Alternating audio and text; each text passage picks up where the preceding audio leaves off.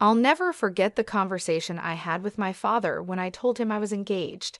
He pulled me aside, his expression serious, and said, "Lauren, are you really sure about marrying this man, Larry? I know you love him, but I don't think he's the right person for you." Confused, I asked, "Why are you saying this, Dad? He loves me and respects me. I don't care that he doesn't have as much money as we do." My father sighed, his voice soft but firm. "Lauren, you know I built my wealth from the ground up. I would never look down on someone just because they're not from the same financial background. But there's something about Larry that worries me. He's a bit of a shady character, and his mother is no better." I was taken aback. "What do you mean, Dad? I don't understand." He hesitated, then said, "Maybe it's just a father's instinct, but I don't believe this man truly loves you. Yes, he's affectionate, but I've heard him talk about how rich you are. I overheard him bragging to his friends, saying he had bagged the rich brat. And Linda, she just laughed and agreed with him." I felt a pang in my heart, trying to defend Larry. "You must be mistaken, Dad. Larry would never say those things about me. And Linda cares about me too. She would definitely scold him if he ever joked like that." But deep down, I wondered if there was some truth in my father's words. Sometimes I wish I had listened to him. At the time, I was just a naive girl in love, desperate to hold on to something after losing my mother 3 years before. My dad was ill, and I knew he didn't have much time left. I clung to Larry and Linda because they gave me a sense of purpose, a reason to keep going. My father had built a comfortable life for us through hard work and smart investments. I had a decent job and earned a moderate salary, so overall, we were doing well. Larry and Linda, on the other hand, didn't have as much. Larry made more money than I did, but he came from a modest background. His job didn't bring in the kind of money that could make someone rich, and I could tell that bothered him. He and Linda liked fancy and expensive things, and Larry often complained about not having enough money to buy them. I was always eager to help them out with the little allowance my father gave me. I even let Larry and Linda move into my house after we got married, but instead of being grateful, they seemed dissatisfied. They would say things like, "It's such a shame you live in a small house. Your dad lives in a mansion, so why did you buy such a tiny townhouse?" Looking back, I realize how much I overlooked because I wanted so badly to make things work. I ignored the little red flags and convinced myself that everything would be okay. But in the end, I wish I had trusted my father's instincts. I don't make a lot of money. Larry's dad lives in a mansion because he's wealthy, but I'm just a regular office worker with a modest salary. Buying this house was a real challenge for me, and I was only able to manage it because my dad helped with the down payment. Larry, however, wasn't impressed. He said, "Well, if your dad helped you out, he should have gotten you a better place. I'm sure your mom left him something to give you when you got older."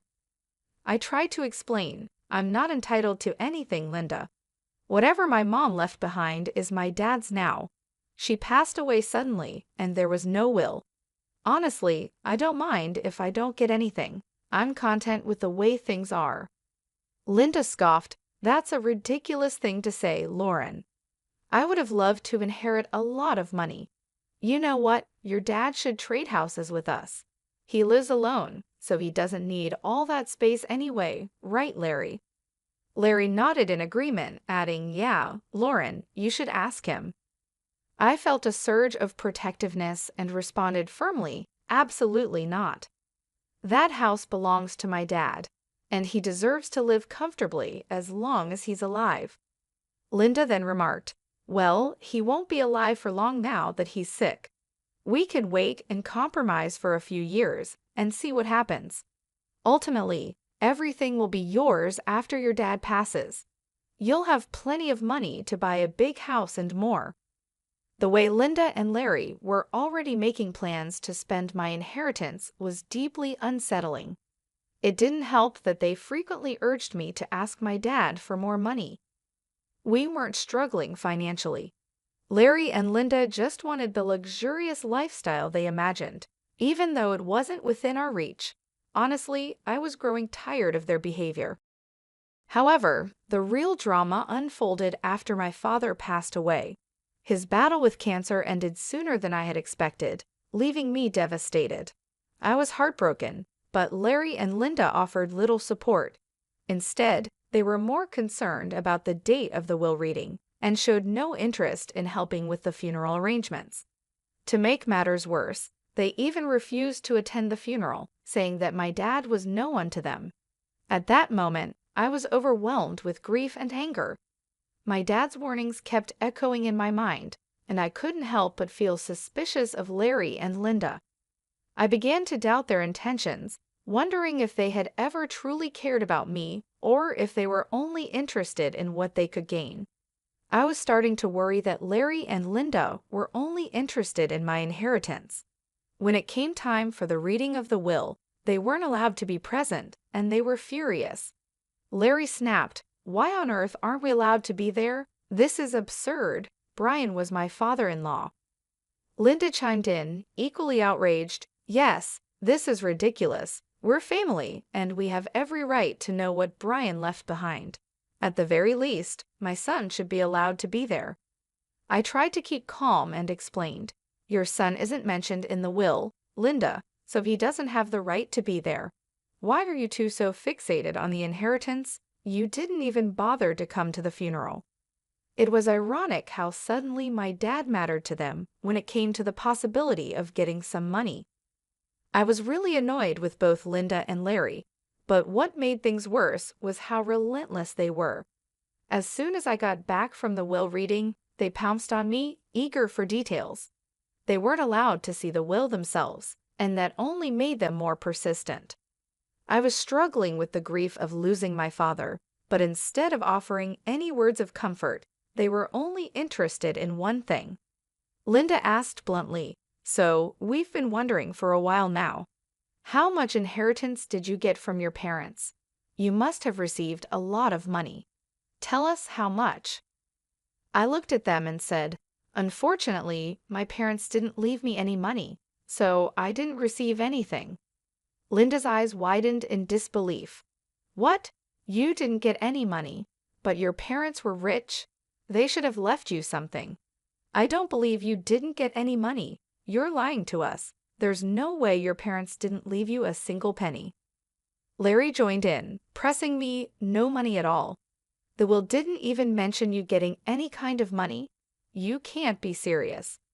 I sighed and tried to stay patient. "No, Larry, there was no money in my inheritance. The lawyer told me that. You can even check my bank balance in a few days and see for yourself." "But what about all their wealth?" Linda asked, her voice edged with frustration. "You're their only child. Who's going to get everything they had?" I shook my head and said, "I don't know about that, Linda. The lawyer just told me I didn't get any money, and honestly, that's okay with me. It was my parents' money, and it's up to them who they chose to leave it to." Linda looked furious and blurted out, "That's ridiculous. You need to fight for that money. It should be yours." "There is no money, Larry," I repeated firmly. They didn't have much left in the end, and whatever was left, they gave to charity. They had been planning this for a while. Larry and Linda looked completely taken aback, anger simmering just below the surface. I couldn't understand why they were so upset. I almost gave in and told them everything, but something held me back. There was a growing doubt in my mind that my husband and mother-in-law were up to something that wasn't in my best interest. I decided to wait and see how they would react, but they didn't let up. Larry and Linda kept pressuring me for more information, as if they didn't believe what I had told them. The more they pushed, the more uneasy I felt, sensing that there was more to their behavior than just disappointment over the inheritance. I decided enough was enough. I told them firmly that I didn't get any money, and even offered to show them my bank account in a few days. A month passed and nothing showed up. During this time, Larry became more distant and stopped being affectionate. He was always checking my account and constantly hounding me for information about my inheritance. It became clear where this was heading. Finally, one day, I decided to put an end to it. I showed them my bank statements and said, "See, I told you that I didn't receive anything. I'm not hiding any secret inheritance money from you. Do you believe me now?" Larry looked at the statements and said, "Wow, our years of hard work just went down the drain then. So her parents weren't rich, and she didn't even get $3,500 in the will. This is ridiculous. I can't believe this." Linda echoed his sentiment. "I can't believe this either, Larry. I stayed in this marriage for nothing. I married Lauren for nothing. It was all a waste of time." Feeling hurt and confused, I asked, "What the hell does that mean, Larry? Why are you talking like this?" Linda answered for him. "Why do you think he's saying these things, Lauren? Who the hell would marry you without thinking about the money? My son simply married you so that we could rely on your inheritance. Now I see that you didn't even get a penny. I can't believe I wasted 3 freaking years on a useless girl like you. I could have done so much better." I was stunned to hear them speak that way about me. I finally realized that Larry married me for money. My parents were right about him and his mom. They were gold diggers. I was so done with my husband and mother-in-law. I was breaking inside, but what they said next turned me to stone. Linda looked at Larry solemnly and said, "What's done is done, Larry. But now it's time for you to divorce Lauren. There is no reason for you to stay with her anymore. You will have time to find a new rich wife. This time, we will make sure she actually has some money to her name." I was in disbelief. "Are you freaking kidding me, Linda? You're asking Larry to divorce me over money. Larry, are you going to listen to her?" Larry didn't hesitate. "Of course, I would listen to her, Lauren. I married you so that my mom and I could have a comfortable life. We grew up poor, and I didn't even go to college. I had no way of earning a lot of money." I was horrified. "So you pretended to love me and tricked me into marrying you? You thought my parents would give me lots of money?" Larry nodded, and I felt my heart shatter. "Yes, Lauren. I thought your parents would leave you a lot of money, but now I see that they didn't. It was all for nothing." With those words, everything became clear. My parents were right all along. Larry and Linda were only interested in my inheritance, and now that it was gone, they had no use for me. I knew I had to leave them and start a new life, free from their greed and deception. I was willing to share everything with Larry, believing that our marriage was built on love and trust. But when he spoke, I realized how wrong I was. "Yes, that's what I thought too," he said coldly. "It was the only way I could give my mom the life she always wanted. But now I see that my efforts were pointless. Mom's right, I need to divorce you and keep looking." His words hit me like a ton of bricks. The casual, almost indifferent way he talked about ending our marriage made me question my own sanity. How could he be so detached, so unfeeling? Linda and Larry continued to voice their frustration, complaining about the marriage and about me, but I stopped listening. I was too overwhelmed, too lost in my thoughts, trying to process what they had just said. Their complete lack of emotion and Larry's sudden change in behavior were both heartbreaking and infuriating. At first, I felt a wave of anger rise up inside me. I wanted to scream, to throw things, to let out all the pain and frustration that had been building up. But instead, I took a deep breath and remained calm. "Okay then, Larry," I said quietly. "If a divorce is what you want, you'll get it. I've never been one to refuse your demands, so I might as well give in to this one as a last favor." Linda, sensing an opportunity, quickly added, "So you'll agree to a mutual divorce? It'll save us both a lot of money.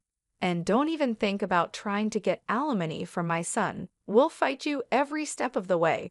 It's best if you just agree to this." I nodded, realizing that I didn't have much choice. "You're right, I don't have a lot of money right now. So I've decided on something. I'll agree to a mutual divorce, but only if you sign a clause stating that we won't share any of our assets. We'll each walk away with what we have, and nothing more." Larry agreed without hesitation. "That's not a problem at all. You don't have much, and neither do I at the moment. If you can forego alimony, I'll sign the divorce papers and won't claim anything from you." We discussed the details of the divorce, making sure we were on the same page. I could see the relief on their faces. They were both happy that I wasn't making a fuss. I guess they didn't expect me to be so calm about it. But the truth was, ever since that day, I had been crying on my way to and from work. I would sit in the parking lot of my office, crying for an hour before and after work, trying to pull myself together. Larry never noticed my puffy eyes, never asked why I was leaving early for work or coming home late. Linda didn't even bother looking at me after she found out I had no money. Their behavior only made me more determined to get out of the marriage as soon as possible. I knew I had to stay strong and move on with my life. Even though it hurt deeply, I was ready to close this chapter and start anew. The way they treated me, the way they were more interested in money than in our relationship, made me realize that I deserved better.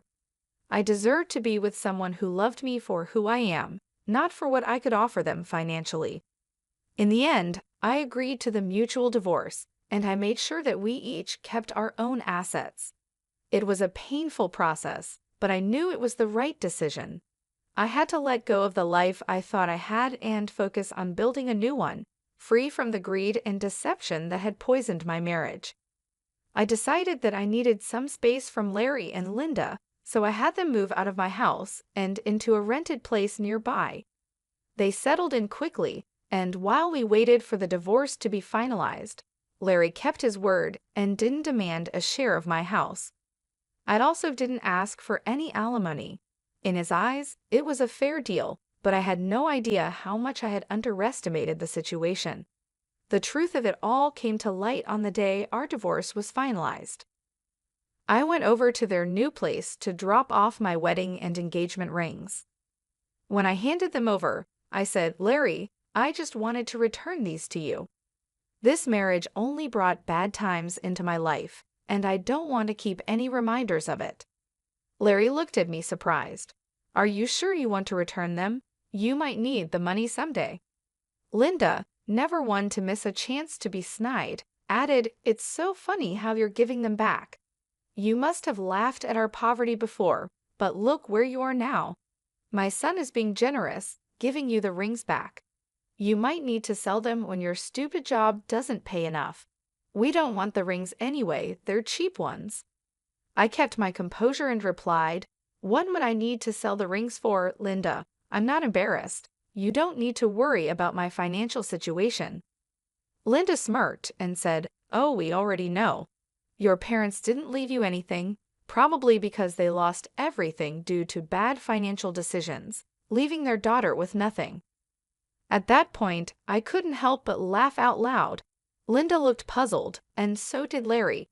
I could see that Larry was annoyed by his mother's behavior and also surprised by my laughter. Linda snapped, "Why the hell are you laughing? Did I say something funny?" I looked her straight in the eye and said, "It's hilarious that you think I'm destitute, Linda. It's also funny that you believe my parents lost all their fortune." Linda, clearly offended, retorted, "Well, of course you're destitute. Your parents didn't even leave you a penny. They must have messed up and ruined your life by not leaving you an inheritance." I smiled and said calmly, "I never said I didn't receive an inheritance, Linda. I simply told you that I didn't get any money. My parents actually left me plenty of inheritance." Linda's eyes widened in disbelief. "What do you mean you have an inheritance? I'm so confused."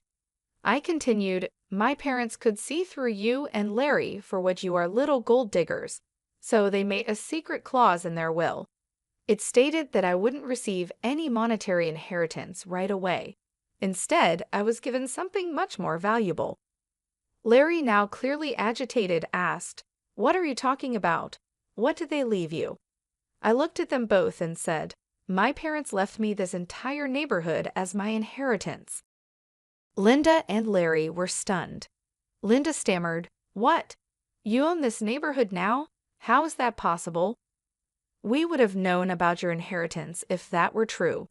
We even signed the lease with an estate manager who didn't tell us the name of the owner. I explained, my parents wanted me to wait for a year before I could take full control of the properties, so everything was kept quiet. But now I own this entire neighborhood, including the place you're living in. Linda and Larry were left speechless. The realization that they had been living in a place I owned, after all their scheming, was too much for them to handle. The tables had turned completely, and they were finally exposed for who they truly were. I turned to leave, feeling a sense of closure and satisfaction. I had seen through their greed and managed to come out stronger on the other side. Now I was ready to move on and build a new life, free from their manipulation and lies. I got my inheritance, and my parents wanted me to test if you were with me for love or money. Well, you both failed the test, so now you won't get anything from me. The estate manager was put in charge by my parents to take care of the property before I inherited it. They were very smart, you know. Larry scoffed, "That's impossible. I don't believe anything you're saying. You're just embarrassed because you don't have any money left." I replied, "Oh really, Larry? Is that what you and your mother think? Why don't you call your landlord and ask him yourself?" Linda and Larry quickly called their landlord to check what I had said. Since their landlord was actually the estate manager, he told them everything. When they hung up, they looked shocked and panicked. "You lied to us," Linda stammered. "You tricked us into thinking you didn't have anything, but you own the entire housing society now. How dare you trick us like this? You wanted to keep all your wealth to yourself, so you made Larry divorce you and sign papers saying he wouldn't take anything from you." I couldn't help but laugh at their nerve. It was finally hitting them how badly they had messed up, and now it was time for some well-deserved karma. I said, "It's funny you're accusing me of being dishonest. Larry, you tricked me into marrying you by pretending you loved me. And Linda, you helped him with this plan and even told him to divorce me. If anyone here was scamming, it was the two of you. As for my inheritance, you asked how much money I got, and I answered truthfully. This was all a misunderstanding on your part." Linda tried to reason with me. "What's done is in the past. Why don't we try again? We did spend 5 years together, and it would be a shame to throw it all away." I shook my head and said, "So now you want me back in your life? Funny how you were so eager to start fresh with a new girl. I hear you're already seeing someone rich. Don't worry, I'll let her know what a snake you are, Larry." Larry and Linda started begging me not to ruin his new relationship. Larry pleaded, saying that if I wasn't willing to give him another chance, I shouldn't mess up his future. I told him to get lost and also informed them that I would kick them out once the property was officially mine. They panicked and started begging even more. In the weeks that followed, Linda and Larry kept coming to my house, pleading for forgiveness. They already had an eviction on their record, so it was unlikely anyone else would rent to them. The only reason they were still staying on my property was because I had asked the estate manager to allow it. I also contacted Larry's new girlfriend and told her everything. She was horrified by what Larry and Linda had done and broke up with him immediately. She even showed me the text messages as proof. After this mess, Larry and Linda came over, yelling at me and calling me names. I quickly called the police and had them removed from my property. Once the property was officially in my name, I kicked them out very quickly. They didn't expect me to follow through with my threat. When they showed up again, I called the police, who gave them a stern warning.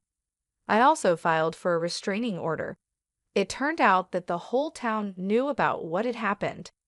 Larry and Linda were shunned by their friends and had to leave the city to start over somewhere else. Meanwhile, I'm enjoying my new wealth and finally free from those gold-digging leeches.